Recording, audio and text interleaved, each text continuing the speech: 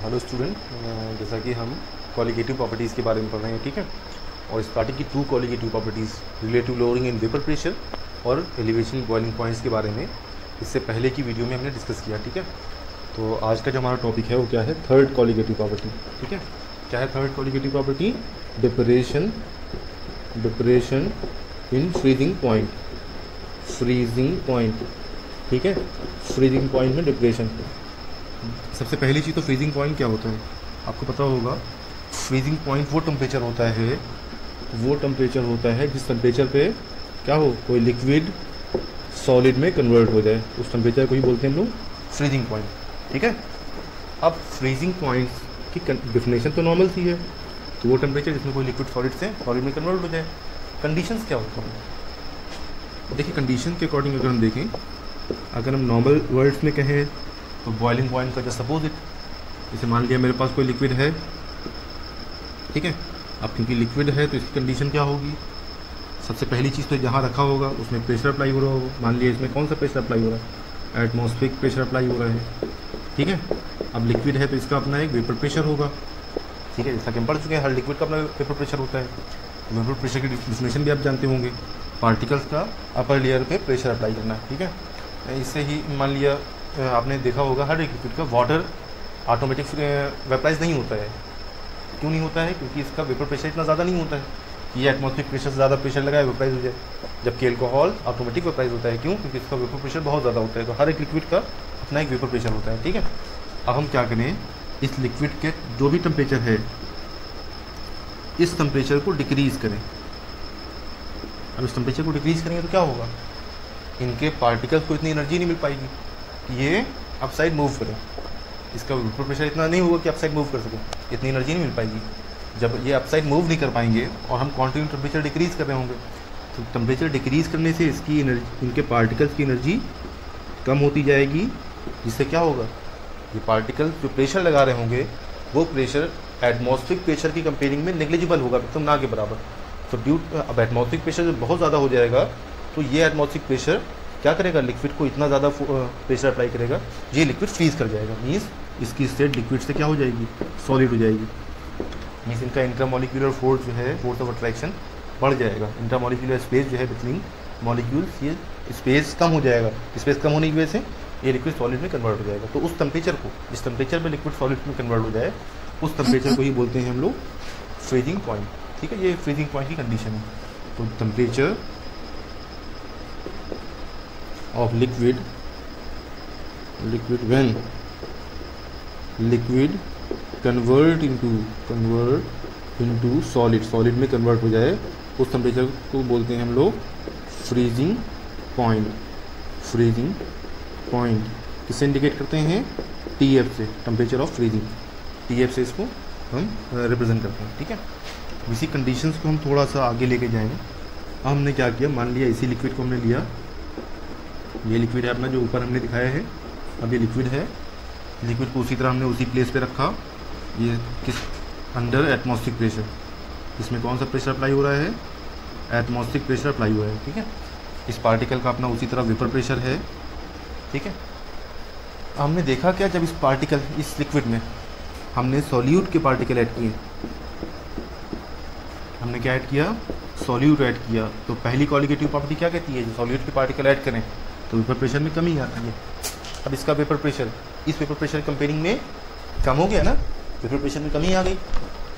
अब जब vapour pressure में कमी आ गई तो अब जब इसका टेम्परेचर डिक्रीज़ करेंगे, हम टेम्परेचर डिक्रीज़ करेंगे तो टेम्परेचर को इतना डिक्रीज़ नहीं करना पड़ेगा। क्यों? क्योंकि इसका वेपर प्रेशर पहले से ही कम है इसकी कंपेयरिंग में। इस टेम्परेचर को हमको ज़्यादा डिक्रीज़ करना पड़ेगा। मीन्स क्या है कि एग्जाम्पल अगर हमने मान लिया वाटर ले रखा है, अब यहाँ पे हमने वाटर ले रखा है, ठीक है। अब इस टाइम का टेम्परेचर कितना है, 37 है। अगर हम इसको फ्रीज़ करेंगे तो किस तरह करेंगे, टेम्परेचर 37 से 36, 35, 34 डिक्रीज़ करेंगे इस तरह, और करते करते करते करते जब 0 डिग्री सेल्सियस में पहुँचेंगे तो फ्रीज़ हो जाएगा। लेकिन उसी वाटर में अगर हम सॉल्ट ऐड कर दें, हमने सॉल्यूशन बना दिया, अब सॉल्यूशन जब बन गया, अब जो इसका वेपर प्रेशर होगा लिक्विड की कंपेयरिंग में कम हो गया। अब इसको फ्रीज़ करने के लिए हमको 37 से 38, 36, 35, 30, 25 इस तरह डिक्रीज़ करते करते 0 तक नहीं जाना पड़ेगा। हो सकता है 1 डिग्री सेल्सियस पे या 2 डिग्री सेल्सियस पे ही फ्रीज हो जाएगा। मीन्स इसी कंपेयरिंग में इसका फ्रीजिंग पॉइंट कम होगा। ठीक है ना। इसमें क्या होगा, इसका जो भी TF है वो क्या हो जाएगा, इसकी कंपेयरिंग में डाउन हो जाएगा। तो जो कमी आ रही है इस कमी को ही बोलते हैं depression in freezing point. Depression means कमी, इसमें फ्रीजिंग पॉइंट में। अब ये कमी कब आ रही है, फ्रीजिंग पॉइंट में जो टेम्परेचर में कमी आ रही है वो कब आ रही है, जब सॉल्यूट के पार्टिकल ऐड कर रहे हैं। अब क्योंकि हमने सॉल्यूट के पार्टिकल ऐड किए हैं तब प्रेशर प्रॉपर्टी चेंज हुई, इसलिए कौन सी प्रॉपर्टी है, कॉलिगेटिव प्रॉपर्टी। ठीक है, तो ये कॉलिगेटिव प्रॉपर्टी है जिसमें क्या होता है, सॉल्यूट के पार्टिकल ऐड करने पे फ्रीजिंग पॉइंट में कमी आती है। ये इनकी 2 कंडीशंस हो गई। अब इसको डिफाइन किस तरह करेंगे, डिफाइन इस तरह करेंगे, decrease in freezing point due to lowering in vapour pressure. Vapour pressure lowering की वजह से जो फ्रीजिंग पॉइंट में डिक्रीज होता है उसे ही बोलते हैं डिप्रेशन इन फ्रीजिंग पॉइंट। ठीक है, अब मेरे पास यहाँ पे मान लिया कंडीशन क्या है कि यहाँ पे जो टेम्परेचर है फ्रीजिंग, जो मान लीजिए यहाँ पे जो फ्रीजिंग पॉइंट है, अब क्योंकि ये प्योर लिक्विड है इसमें हमने कुछ ऐड नहीं किया है, इसको मान लिया ये जो फ्रीजिंग पॉइंट T0F है इस सॉल्यूशन का, इस लिक्विड का। अब जब इस लिक्विड में हमने सॉल्यूट के पार्टिकल ऐड किए तो इसका फ्रीजिंग पॉइंट हो गया TF। ज़्यादा क्या था, ये T0F ज़्यादा था, TF हो गया। तो T0F में जब TF माइनस करें तो जो वैल्यू आएगी उसे ही बोलेंगे depression in freezing point, means change in freezing point. तो डिप्रेशन इन फ्रीजिंग पॉइंट को डेल्टा TF से रिप्रेजेंट करते हैं और इसकी वैल्यू क्या होती है, T0F माइनस TF। ठीक है, T0F माइनस TF इसकी वैल्यू होगी। तो ये आपका हो गया डिप्रेशन इन फ्रीजिंग पॉइंट। ठीक है, अब इसका एक क्वेश्चन इसका भी उसी तरह पूछा जाता है, how to find the value of molecular mass. Molecular mass की वैल्यू किस तरह फाइंड करते हैं, with the help of depression in freezing point, depression in freezing points की हेल्प से। ठीक है, तो अब हम क्या पढ़ेंगे, डेरिवेशन है क्या है, हम ड्राइव करेंगे formula for molar mass of solute, molar mass of solute के लिए हम फॉर्मूला ड्राइव करेंगे। ठीक है, किसकी हेल्प से, with the help of depression in freezing point, depression in freezing point की हेल्प से। ठीक है, डिप्रेशन इन फ्रीजिंग पॉइंट की हेल्प से हम किस तरह मॉलिक्यूलर मास का फॉर्मूला ड्राइव करेंगे। ठीक है, तो अब मान लिया मेरे पास कोई लिक्विड है, ठीक है, जैसे कि इससे पहले भी हमने बताया आपको कि किसी भी फार्मूले में जब हम जितने भी फार्मूले कैलकुलेट करेंगे अकॉर्डिंग टू NCERT, उसमें क्या होगा, ए जो होगा वो क्या होगा, सॉल्वेंट, और बी क्या होगा, सॉल्यूट। मान लिया मेरा कोई सॉल्यूशन है क्योंकि तो ए और बी से मिलकर बना है, जिसमें ए सॉल्वेंट है और बी सॉल्यूट है। ठीक है, अब हमने क्या किया, अब एक ऑब्जर्वेशन से एक रिजल्ट निकाला मैथमेटिकली। अगर हम देखें कि डेल्टा TF है, डिप्रेशन फ्रीजिंग पॉइंट। ठीक है, ये डेल्टा TF है, ये कंडीशन तभी एप्लीकेबल है जब सॉल्यूट के पार्टिकल ऐड करें, मीन्स कंसंट्रेशन चेंज करें, सॉल्यूट के पार्टिकल ऐड करें, कंसंट्रेशन चेंज होगा। ठीक है, तो ये डेल्टा TF की वैल्यू डिपेंड करती है कंसंट्रेशन पे, मीन्स किस पे, मोलैरिटी पे, मोलैरिटी पे डिपेंड करती है। अब ये साइन हटेगा तो इक्वल आ जाएगा और एक कांस्टेंट आ जाएगा KF। KF क्या है, कांस्टेंट इनटू मोलैरिटी। अब ये KF क्या है, KF क्या है, KF इज कांस्टेंट। इस कांस्टेंट को हम बोलते हैं क्या, molal depression constant, molal depression constant के नाम से जानते हैं। ठीक है, समझ गए। अब ये होगा आपका मोलर डिप्रेशन कांस्टेंट। ठीक है, अब इधर का हम रफ कर रहे हैं। ठीक है, ये आपकी कंडीशन रफ कर रहे हैं, तब आगे का फार्मूला हम ड्राइव करेंगे। देखिए अब क्या हो, हमने मान लिया ये आपकी इक्वेशन नंबर 1 है, from equation number 1, equation number 1 से क्या है मेरे पास, delta TF equal to KF into M है, delta TF equal to KF into M means है मोलैलिटी। मोलैलिटी क्या होती है, molality is equal to number of mole of solute, number of mole of solute, B क्या है solute, upon mass of solvent in kg, kg में मास। लेकिन अगर हम इस kg को हटाएं, हम इन ग्राम में रखें अगर इसको, तो हमें क्या करना पड़ेगा, क्योंकि देखिए नॉर्मली जितने भी क्वेश्चन आएंगे उसमें मास ऑफ सॉल्वेंट ग्राम में ही दिया होगा। अब ये वैल्यू ग्राम में दी हो, हमको लिखनी kg में, तो हम क्या कर देंगे, 1000 का ऊपर मल्टीप्लाई कर देंगे। अब मेरा यहाँ पे जो m की वैल्यू है वो कितनी है, m की value number of mole of solute into 1000 upon mass of solvent. ठीक है, आगे बढ़िए, delta TF equal to KF into 1000 upon WA, हमने KF 1000 WA यहाँ पे लिख लिया। NB क्या है, NB क्या है, NB number of molar solute means mass of solute upon molar mass of solute. अब यहाँ से MB की वैल्यू निकालें, जब MB की वैल्यू निकालेंगे MB इधर आएगा, डेल्टा TF इधर आ जाएगा। फार्मूला क्या बनेगा, KF into WB into 1000 upon WA into MB इधर गया, डेल्टा TF इधर आ गया, डेल्टा TF। तो इस फार्मूले से हम क्या करते हैं, molar mass of solute solve करते हैं। कब, जब हमको क्या delta TF depression freezing point दिया हो, KF दिया हो। ठीक है, अब इसके कई सारे न्यूमेरिकल्स हैं। ठीक है, तो एक न्यूमेरिकल देखते हैं आपकी NCERT बुक्स का, हम क्वेश्चन नंबर बताते हैं। ठीक है, तो सबसे पहली चीज़ तो पेज नंबर, हाँ पेज नंबर 57 पे दिया हुआ है क्वेश्चन नंबर 11। ठीक है, अब हम यहाँ पे सोल्व करते हैं क्वेश्चन नंबर 11।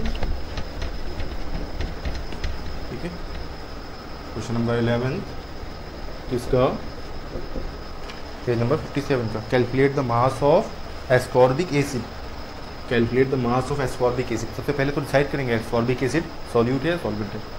तो देखिए, calculate the mass of ascorbic acid to be dissolve in 75 gram of acetic acid. Acetic acid एसिड में डिजॉल्व करना है। यहाँ पे एस्कॉर्बिक एसिड क्या है, यहाँ पे जो आपका एस्कॉर्बिक एसिड है, एस्कॉर्बिक एसिड जो है वो है आपका सॉल्यूट यानी B, और जो एसिटिक एसिड है, एसिटिक एसिड है A। ठीक है, दिया हुआ है। अब हम यहाँ पे देखें, क्वेश्चन कह रहा है calculate the mass of ascorbic acid. हमको मास ऑफ सॉल्यूट हमको निकालना है, मास ऑफ एस्कॉर्बिक एसिड। ठीक है, एंड एस्कॉर्बिक एसिड का फार्मूला भी दिया हुआ है। फार्मूला क्या है, फार्मूला दिया है C6H8O6। ठीक है, हमको कैलकुलेट करना है to be dissolve in 75 gram of acetic acid. Acetic acid का जो मास है 75 ग्राम, जैसा कि हमने आपको बताया था ना, ये हमेशा ग्राम में ही आता है, इसीलिए हमने फार्मूले में पहले से ही 1000 का मल्टीप्लाई कर रखा है, ताकि हमको ग्राम से किलोग्राम में चेंज ना करना पड़े बार। ठीक है, dissolve 75 gram of acetic acid to lower its melting point. इसका जो मेल्टिंग पॉइंट है, अब देखिए मेल्टिंग पॉइंट मीन्स यहाँ पे क्या है, मेल्टिंग पॉइंट फ्रीजिंग पॉइंट होगा इस क्वेश्चन में, चेंज कर लीजिएगा, to lower its freezing point by 1.5 degree Celsius. इसका फ्रीजिंग पॉइंट जो है वो कितना चेंज हो रहा है, 1.5 डिग्री सेल्सियस इतना चेंज हो रहा है। एंड KF इजिकल टू कितना गिवन है, KF इजिकल टू है 3.9 केल्विन किलोग्राम मोल इनवर्स। जाहिर सी बात है क्वेश्चन में KF दिया हुआ है, मीन्स फ्रीजिंग मोल डिप्रेशन कांस्टेंट दिया है, तो ये जो है ना जहाँ पे मेल्टिंग पॉइंट लिखा है इसको हम फ्रीजिंग पॉइंट ही समझेंगे, क्योंकि मोल डिप्रेशन कांस्टेंट दिया है और डिप्रेशन किस फ्रीजिंग पॉइंट का केस है, तो कुछ मिसप्रिंट हुआ होगा, तो ये आपको क्वेश्चन दिया हुआ है। ठीक है, क्वेश्चन की कंडीशन हमने पढ़ के नोट कर ली, ये हमको कैलकुलेट करना है। ठीक है, इससे पहले क्वेश्चन जैसे हमने बताया आपको, इसको हम 1.5 केल्विन भी कर सकते हैं, क्योंकि डिग्री सेल्सियस में डिफरेंस निकालें या केल्विन निकालें, आना वही है। ठीक है, इससे पहले हमने एग्जाम्पल दे के समझाया भी है, जब हम बात कर रहे थे किसके न्यूमेरिकल की, बॉइलिंग पॉइंट के एलिवेशन के न्यूमेरिकल की बात कर रहे थे, उसमें हमने ड्राइव किया था। अब हम इस क्वेश्चन को आगे लेके चलें। फार्मूला क्या है मेरे पास, MB equal to KF into WB into 1000 upon WA into delta TF। ये फार्मूला हमने अभी ड्राइव किया है। ठीक है, निकालना क्या है हमको, मास ऑफ सॉल्यूट। ठीक है, हमको निकालना है मास ऑफ सॉल्यूट। WB की वैल्यू किस तरह निकालेंगे, WB इजिकल टू MB, ये दोनों चीज़ें डिवाइड से मल्टीप्लाई में, WA into delta TF upon KF divide में आ जाएगा और 1000 डिवाइड में आ जाएगा। ठीक है, अब MB की वैल्यू कितनी है, मास ऑफ सॉल्यूट। अब मास ऑफ सॉल्यूट हम निकाल लें, MB means mass of solute, solute है C6H8O6, तो 6 इंटू 12, 8 इंटू 1, 6 इंटू O का 16, 12 6 72, 8 1 8, 16 6 96, 72 8 80, 6 9 8 17, 176। कितना आ गया मास ऑफ सॉल्यूट, 176 ग्राम आ गया। तो MB की वैल्यू होती है 176, WA कितना गिवन है मास ऑफ सॉल्यूट 75 और into delta TF 1.5 upon KF की वैल्यू 3.9 इंटू 1000। ठीक है, इसको आप सॉल्व करेंगे। किस तरह करेंगे, मान लिया हमने 4 है, ठीक है, तो इसलिए ड्राइव करते हैं, इसको डिवाइड करते हैं 176 से। 4 4 द 16, 4 4 द 16, ये हमने कैलकुलेट कर दिया, कितना आ गया 44, ठीक है, इंटू 25 3 द 25 4 द 40 हो जाएगा, ठीक है, और 5 3 द 5 8 द, तो ऊपर कितना बच आया 44 into 3 into 0.3 upon 8, 3 3 the 9, 9 4 the 36, carry 3, 36 3 39, 1 digit के बाद पॉइंट लगा देंगे, अपॉन 8, 8 4 द 32 और 7 carry 76, 8 9 the 72, 4 carry 8 5 the 40, 49.5 gram of ascorbic acid dissolve in 75 gram of acetic acid, तो कितना आंसर आ गया 49.5 ग्राम, ठीक है। तो इस तरह इसके कई सारे न्यूमेरिकल दिए हुए हैं, ठीक है, जैसा कि अभी हमने RLVP के एलिवेशन बॉइलिंग पॉइंट्स के न्यूमेरिकल सेंड किया आपको, उसी तरह हम डिप्रेशन में फ्रीजिंग पॉइंट्स के न्यूमेरिकल सेंड करेंगे, ठीक है। तो अब इसके न्यूमेरिकल सॉल्व कीजिएगा, और आज ही के दिन इंशाल्लाह हम आपको ऑस्मोटिक प्रेशर्स की भी वीडियो आपको सेंड करेंगे, ठीक है। कोशिश करेंगे, हो सकता है आज से कल भी हो जाए, लेकिन सेंड कर देंगे आपको, ठीक है। तो आप इतना ही रिवाइज़ कीजिएगा, इसमें जो प्रॉब्लम्स हो उनको पूछिएगा, ठीक है।